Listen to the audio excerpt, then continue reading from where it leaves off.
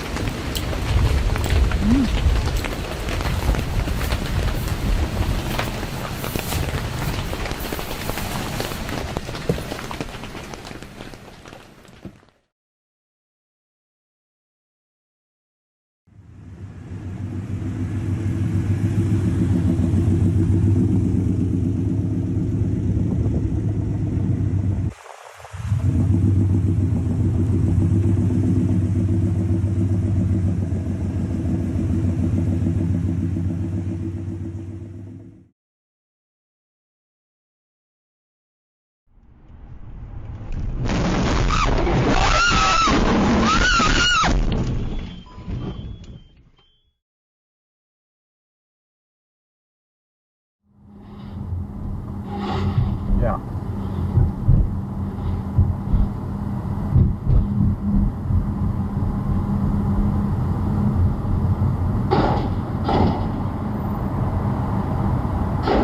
Oh my God.